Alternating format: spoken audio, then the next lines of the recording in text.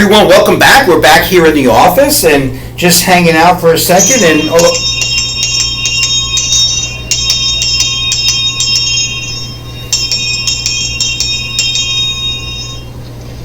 Oh yay! Oh yay! Oh yay! All good citizens, draw near and hearken unto these words. What you were just listening to from back in the old tradition of England is the Town Crier. Okay? Now what a Town Crier would do is about maybe once a week or so would get into the center of a town and would go ahead and announce some of the news items of the day. Okay, it could be if a ship was going in or out. It could be the birth or the death of some people. If a new business had opened. These are the kind of little things that people would need to know about.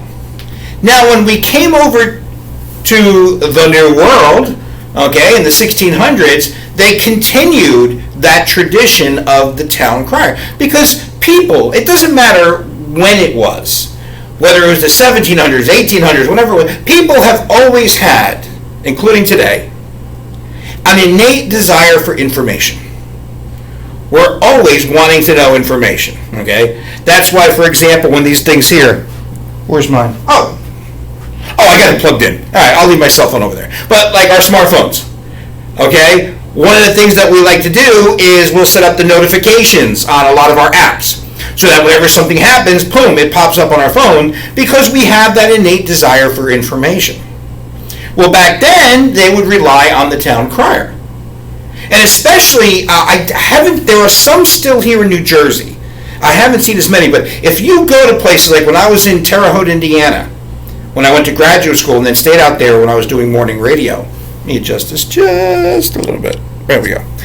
And there were some towns in South Central Indiana and then into South Central Illinois, where they still had the setup of the town square, where whether it was the town or like the county seat, they would have the county courthouse in the middle of like on its own little block, and then there would be shops and homes all around the county courthouse. And somebody would come out to the front of the county courthouse, and it would be a tree stump. And they would step up onto the tree stump so they'd be above everybody else, and they would go ahead and announce the news of the day. And of course, especially back then, when it was like, a ship that was coming in, especially I'm talking about New Jersey and our area here, 1600s and stuff, going into the 1700s, ships that were coming in and out, those kind of things, what was going on in Europe or in Asia or wherever places that people had come from, there was always wanting to have information about what was going on. But finally, in 1704, a guy in Boston by the name of John Campbell decides, well, maybe we need to put this down on paper. See, what was happening is, as I think I've explained it before, when America was first founded, and for many of the first couple of centuries, we were very much a rural people. We lived far away. We had farms. So to get in to hear the Town Crier on a regular basis sometimes could just take too much to leave the farm, get in the wagon or get on a horse and come all the way in to the center of town to listen to the Town Crier. So people decided we could now start putting the stuff on paper. Well, the first guy, John Campbell, he does this in 1704. The only thing is, he only ran it for a few months because he just wanted to sell a piece of land over on this place across the sound from where he was in Boston. It was a place called the Long Island. Once he sold that land, he stopped the newspaper. Some people look at that, some look at one prior as the first newspapers, but they really didn't last that long. When we truly see the first newspaper in America, that was started in 1729. And yes, it was started by that guy who I just absolutely love. One of our great founding fathers, and that, of course, was the young Benjamin Franklin. All right? Forget the fact that he's going to start a lending library here real soon. He's also going to publish the first regularly published newspaper. And his newspaper went on for decades. I mean, I think it lasted over 4 decades. The only reason why they stopped printing what was his Pennsylvania Gazette was when he decided, well, I guess I got to now found this country, so I need my time to do that. But it was a newspaper that was printed about 3 times a week, and it would have all kinds of different news and information with the freshest ideas from America and beyond. I mean, it was domestic and beyond. And as you see from the picture that I attached, it was just this great new newspaper. And this way, you didn't have to make it into town to listen to what the Town Crier said. People would have it brought to you. Okay? Now, sometimes newspapers could take a little while. You saw this, for example, if you've ever seen the movie with Mel Gibson, The Patriot, as he is waiting for his mail, newspapers were part of the mail, and who knows how old. They could have been a couple of weeks old, a couple of days old. But at least you were going to get your news from a piece of paper and not having to go see the Town Crier. And this worked out very well. Other places had newspapers. Of course, the first and one of the best was the Pennsylvania Gazette, as Philadelphia had become such a thriving metropolis, where of course we would eventually have the Continental Congress and the meeting to then sign the Declaration of Independence and stuff. And during the era leading up, newspapers were becoming very popular. Now, of course, if they did print something that the king didn't like, he would go ahead and shut them down. All right? And that's a big reason why the First Amendment is so very important to all of us. The right to the freedom of the press, the freedom of speech and of the press, is because these newspapers who would put things out about, hey, the king's not doing things nice to us, he's being unfair to us, he would then shut it down. So that's why it's the First Amendment to our Constitution, is freedom of speech, freedom of the press. Okay? Now, during the time after the Revolutionary War, was a time when newspapers were very expensive. I mean, not just the paper, but the ink, the pressing of them, because the only way they knew how to make money with the newspaper is by sales. You sold the newspaper, you made some money. You sold the newspaper, you made some money. It's really expensive to get that ink, and it's really expensive to press that paper. So, not a lot of people could read the paper. Not a lot of people could afford it. And the only people who could really afford newspapers at this time or to put them out, were political parties. And that's why this is called the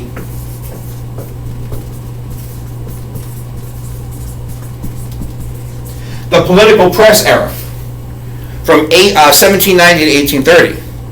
And the political parties were pretty crazy. You think the way politics can be nasty here during this modern time, you should have seen, especially when our second president, John Adams, his old friend who he wrote the Declaration of Independence with, Tom Jefferson, well, they were now political rivals, and boy, what they would say to each other in the papers was not very cool.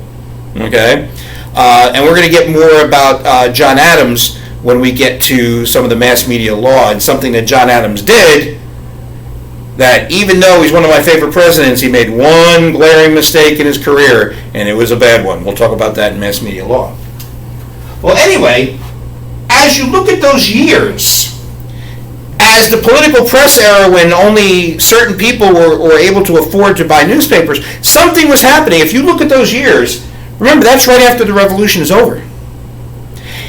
And what's ended up happening is that this country is now starting to get bigger.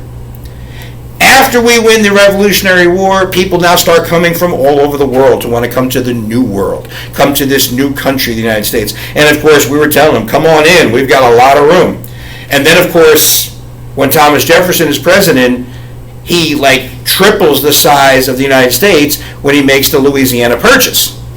So there's all this room, and that means there's all these people, and what these people need, they need goods.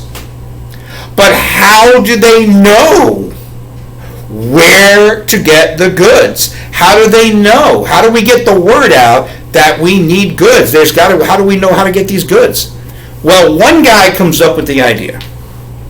One guy who had started as a newspaper guy, but now is going to perfect what he did.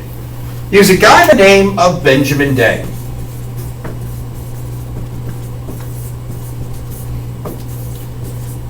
And in 1833, Benjamin Day comes up with an idea. He says, here's what we'll do. Now, newspapers are expensive, but here's what we're going to do. We're going to bring the price down. And here's how we're going to do it. You, guy who owns the shop that wears hats. You, the guy who makes the business card holders. You, the guy who makes and sells the markers. Here's what you're going to do. You're going to give me money, and in my newspaper, I'm going to put an advertisement of your business. So, for example, I'm going to put down, for the best ball caps around, check us out on Google Street here in New York City.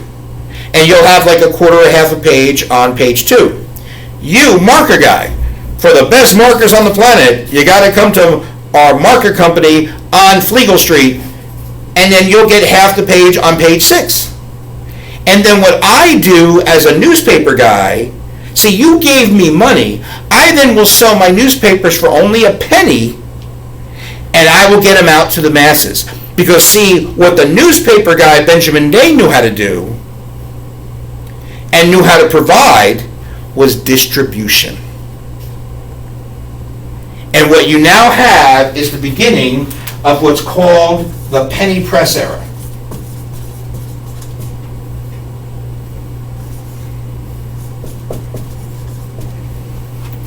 Because what he did is he started printing a newspaper here. Oh, let me write this a little bit better. I'm writing too fast. I'm writing too fast. He comes up with a newspaper called the New York Sun. So he starts publishing it in 1833. And then the New York Sun only cost a penny. Now this was crazy because all the other newspapers that especially to put out these political parties, they're all costing already like 50 cents, 80 cents. It was expensive to make a newspaper without this new relationship. And what Benjamin Day creates is for the first time something that still very much exists today, something that had a lot to do with the assignment you guys just finished, is you now have this relationship between mass media and advertisers, okay? Is that one cannot survive without the other. This is a big reason why they talk about those TV ratings for those award shows. Is that networks or other cable networks, you can't afford to put on those shows unless you're getting advertising dollars. And that's what they tell. They say, hey, listen, Coca-Cola. Hey, listen, Ford and Chevrolet. You give me money, and I will give 30 seconds or a minute during my telecast to run your commercial and provide the distribution. The Super Bowl, $5.5 million for a 30-second commercial. So what CBS, Fox, or NBC says is you give me money, and for 30 seconds, 100 million people will see your 30-second commercial on my network. That's what Benjamin Day started. So now you have a newspaper, because, you have, especially by 1833, I'll give you another great example of a movie. If you've ever seen Leonardo DiCaprio in The Gangs of New York, okay, you see every single day. Now that took place, first it was in the 1840s and then around 1863 during the Civil War. But you see all these ships on a daily basis pulling into New York Harbor and just unloading immigrants. That's the way it was. Well, as more and more of these immigrants are coming to America, well, I need clothes, I need to buy food, I need to buy furniture. Where do I go? Boom, pick up a newspaper and you have an advertisement for it. If you need ladies' corsets, over there on 14th Street, there you go. Okay? And that's where you saw this relationship. And of course that relationship blossomed. I mean, you're talking about some of the newspapers that quickly followed were newspapers called the New York Herald, or especially one called the New York Times in 1851. Okay? They would quickly follow and become very, very popular newspapers. But something else was also becoming very popular with newspapers. If there's one thing we love when it comes to news, we love immediacy. And something in particular happened with immediacy, and that, of course, was the invention of the telegraph. Now, for those who don't know, the telegraph is like a bunch of poles with a wire strung across it that goes from one place to another, and you would send Morse code from one place to the next, they would copy it, and then transmit it to the next station. So now, instead of like waiting for somebody to walk or to ride a horse with some news written on a piece of paper, you could get it now more immediately. As it would travel, a message could travel 10, 15, hundreds of miles within one day. This was particularly important during the Civil War. Now newspapers would become more important than ever as people wanted to know news about the Civil War, and they would get the news within 2 or 3 days after a battle happened. Now, you're thinking, what? 2 days after a battle happened, and you're happy with that? Well, no, not today. But when you consider that sometimes you had to wait a week or two to find out about a battle after it happened, now you're only finding out within 48 or even 72 hours. Typically it was 48 hours. They would get these things printed pretty fast, and get that news to you because it was important for you. And this, of course, really helped to explode newspapers. Well, now after the Civil War is over, and as we continue to expand out west, media empires are now being built. Okay? And there were two in particular. There was one based in San Francisco. Okay? And the guy who ran that media empire was a guy by the name of William Randolph Hearst. He had the San Francisco Examiner and the San Francisco Gazette, and they were both very popular newspapers. He then had newspapers in other cities around the country. His rival was a guy by the name of Joseph Pulitzer. Now, Pulitzer, you might recognize the name, the Pulitzer Prize for Writing. Pulitzer was based in St. Louis. And his base newspaper, the big newspaper he had, was the St. Louis Post-Dispatch. And then he also owned newspapers around the country. And newspapers were flourishing. They were now like 3, 4, 5 cents, maybe even 8 cents a day. But still, you can get all the news and information. Well, Pulitzer decides, I'm going to start a newspaper in New York City. Or at least buy one in New York City. So Pulitzer decides to buy, let me see, a newspaper called the New York World. Hearst doesn't want to be outdone in New York City by his rival, so he goes to New York City and buys the New York Journal. So you've got Joseph Pulitzer here, and you've got William Randolph Hearst here. And now the two biggest media conglomerates in America are now in the New York City market, and they're going to go at it. Well, how do you sell newspapers? Well, sometimes you got to go ahead and, juice up the headlines sometimes. Maybe throw some outlandish and scandalous stories in there. And that's exactly what happened. As a matter of fact, as this newspaper war was going on, and sometimes the news you were reading might not have been the most truthful news, but it at least sold newspapers. The funniest story that came out of this was during the midst, or in the 1890s, this was going on now, there was a cartoon in Pulitzer's New York World. And it was a cartoon called Yellow Kid. And it was the only colorized part of the newspaper, and it was just a cartoon that kids loved. Your parents would buy the newspaper, they would read their part, they would give the Yellow Kid cartoon to the children to read. Well, Yellow Kid sold a lot of newspapers. So one night, sitting in the bar, the person who drew Yellow Kid was sitting at the bar. Somebody comes over and says, "Hey, aren't you the guy who writes and created Yellow Kid?" "Yeah." "Yeah, you work for Mr. Pulitzer, right?" "Yeah." "How'd you like to triple your salary working for Mr. Hearst?" And that's all she wrote. The next day, Yellow Kid now appeared in William Randolph Hearst's New York Journal. And the way it was done, the way they stole Yellow Kid from Pulitzer, is the reason why when journalism isn't all that good, when it's a little shoddy, they refer to it as yellow journalism. It comes from the cartoon Yellow Kid. Well, things are now going to come to a head with these two competing. I'm telling you, they are just, not only are they selling a lot of newspapers, but the funny thing is, New York's got about like 8, 10, maybe 14 dailies. I mean, there are a lot of daily newspapers in New York, and yet these are the two biggest, and they're going at it. It all comes to a head in 1898. In 1898, the Spanish from Spain were down in Cuba.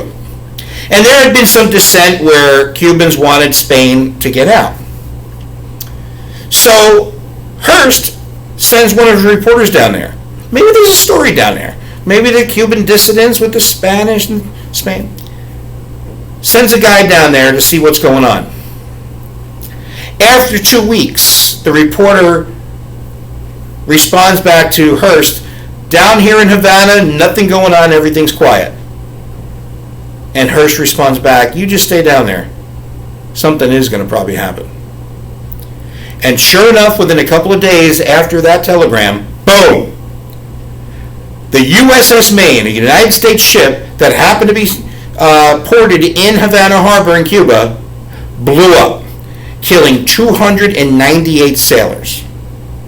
Well, immediately the story, and of course because the journal, Hearst, had people down there, his stories appeared first on the front page. Those headlines, remember the Maine, done by treachery, and you could see on the two, both the Journal and the World, you could see their competing headlines, you know, $50,000, you know, Assistant Secretary of the Navy Teddy Roosevelt, ready to, you know, go in there, and of course we all know he ended up becoming Teddy Roosevelt, the commander of the Rough Riders. So now there's this Remember the Maine, and the newspapers are flying off the newsstands as Hearst and Pulitzer and the World and the Journal go back and forth with these outrageous claims that the Spain did this and it was Spanish treachery and all this other stuff. So finally, the pressure was too much. President McKinley declares war on Spain. Now here's the funny part. The first thing we did, as we had declared war on Spain, we didn't go down to Cuba, but Admiral Dewey in a fleet out of the Pacific was sent to the Philippines. A possession of Spain was the Philippines. Well, Admiral Dewey destroyed the Spanish fleet out in the Philippines. But then, of course, we went into Cuba, of course, to charge up San Juan Hill and everything else. The bottom line is this, people, the Spanish-American War. We literally beat the shit out of Spain. Spain, to this point, ever since then, since 1898, has not been a world power since. Spain, up to this point, remember, it was Spain that funded Columbus. It was Spain that funded all those trips over here, especially to South. I mean, there's a reason why South American, Central American countries, there's a reason why you speak Spanish. It's because Spain, for so many centuries, was such a world power. But in 1898, it all came to an end. The United States just beat the shit out of him. And what was the premise? No one knows. Because no one knows exactly what did blow up to Spain. We believed what we read, but what we were reading was used to sell newspapers. And what ended up happening is there was an investigation about this, finally, one that was done officially 100 years later, that determined it probably wasn't a bomb at all. It doesn't look like it ever was a bomb that blew up the Maine. It was just the boiler exploded. As you know, you all know, you've seen me, you've seen what I wear, and I serve this country. I believe this is the greatest country the world has ever known. And I will say that till the day I die. But we've made some bad mistakes. We've done some things that are wrong. And one of the things that we did very wrong was what we did to Spain. All because a couple of newspapers were fighting it out. That a true investigation was never done as to why the Maine exploded. We just read the newspaper headlines, believed them, and the Spanish-American War commenced. Now, I had said,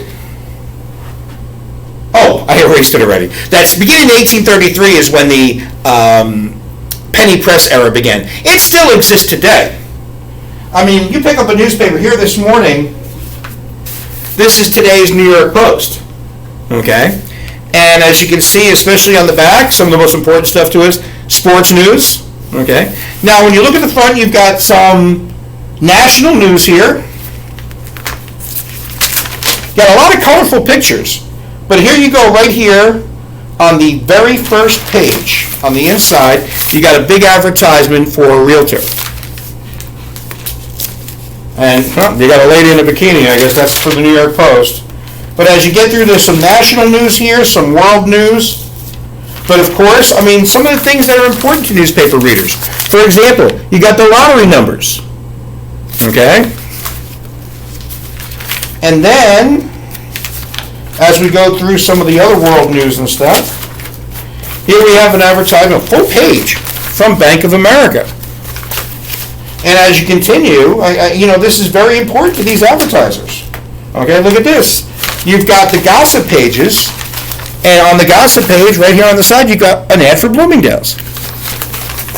Now, if I start from the back, that's where the sports is. And what happens is actually the sports starts with this final page.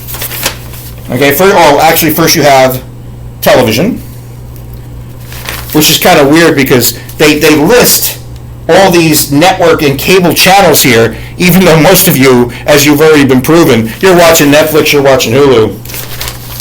But of course, some of the sports news, you got the sports standing, the baseball standings, okay? You got the Jets, the Giants. Got some advertising for different things for the newspaper, but I'm looking for an ad that's not related to the newspaper itself. So it looks like the Post has quite a few things without advertising. Oh, here we go, okay. So we got U.S. News with hospitals.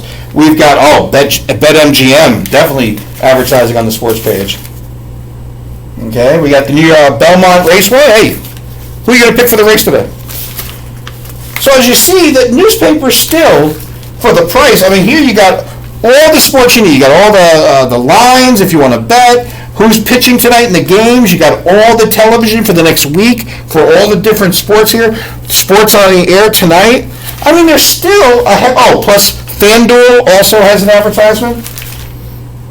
You still do get a heck of a lot. There you go. All the box scores and the standings for Major League Baseball, the NFL, and of course we start to have our puzzles. Okay? This is one of the more important parts of the newspapers, especially now, since the only people who still read the newspaper are your grandparents, it seems. Even your parents have pretty much stopped reading the newspaper. But one of the most important places they go to, we got some entertainment, a lot of entertainment pages on Friday. But there you go. Here's the sports puzzle page. You got people who buy the newspaper, they'll spend all day in that. So you have all this news, national news, local news, world news. You've got all the sports that you need. You got the standings. You want to go to the track to bet on Belmont. You know which horses to bet on. And it only costs $2 a day. Now you may think $2 is a lot, but when you think about all those games, those puzzles, you're going to spend 3 or 4 hours with your newspaper. So there's still something there, but of course we all go online, we get our notifications. Newspapers are pretty much a dying thing. I do believe that there is a generation, and I don't even think it's my generation anymore. I think my generation has pretty much moved on, especially because so many people my age, I just turned 56 on Wednesday. They're still on a daily basis riding the trains or riding the buses into Manhattan every day. They're not bringing newspapers with them. They're bringing their electronic devices. That's how they're getting their news. I remember I took a bunch of us when I was in high school in 1982. I was a senior in high school, and we took the day off and went into Manhattan. And I'll never forget, we took the trains in. And before there was the Secaucus Junction, you went right to Hoboken before you went into the city, no matter what train you were on. And there were these big, giant green bins on the platforms between all the trains. By 8 o'clock, 8:15 in the morning, all those bins were full of newspapers. As whatever line you were coming on, whether it was the Morris County line, the North Jersey coastline, whatever lines you were coming in, whoever had gotten on those trains had always brought their own newspaper and had dumped them there. Of course, those bins I don't even think exist anymore. I don't even think they're on the platforms in Hoboken anymore because nobody's really reading the newspaper anymore. There are some, but not many. Of course, I mentioned your grandparents, but pretty much online's where to go. And as a matter of fact, I think, although the New York Times is getting pretty good, it took them a long time, pretty much the only successful newspaper that has also transitioned to online is the Wall Street Journal. And that's because people all over the country, young enterprising people who want to be Gordon Gekko or want to be the Wolf of Wall Street with Leo DiCaprio, they want to get their financial news quick. And of course, the best place to go is the Wall Street Journal, which has transitioned to both a print edition, but very well has a great online newspaper edition. All right, that's newspapers. You got your quiz. Because this is a Friday afternoon, I'm going to give you till I'll give you till Monday at 8 p.m. This way, if you want to do it over the weekend, you can do your quiz over the weekend. If you want to wait till Monday during the day, you can do it during the day. But I will get it by Monday, 8 p.m. And by the way, one of the things I wanted to mention about your previous assignment, a lot of you actually did cite the New York Post, which I think was interesting, is that as the VMAs went down in ratings, a lot of you did mention the New York Post article, which said, well, it did have over 38 million interactions on the web. I'm just curious, or on social media. I'm just curious, though, is that those interactions, which supposedly surpassed the Super Bowl, was any money made off it? Because that's what these networks, when they put on these award shows, that's what they're relying on. MTV spends a lot of money to put that out there, and of course they need to get that advertising revenue back. Do these social media interactions that a lot of you mentioned that were in the New York Post article, is that going to make any money? It's really interesting to see where this goes in the future, because it's obvious as more and more of these young people who are now younger than you start to become your age now in 2, 3, 5 years from now. And they might have the same thing. Well, I don't care about award shows. They mean nothing to me or anything like that. Are these award shows going to disappear? It'll be interesting to see. You guys wrote some really good stuff there. You really did. I enjoyed reading a lot of what you guys read. And the research you did, many of you did excellent research in finding these articles about these award shows. All right, Monday, 8 p.m., get those quizzes in, and we'll talk to you soon.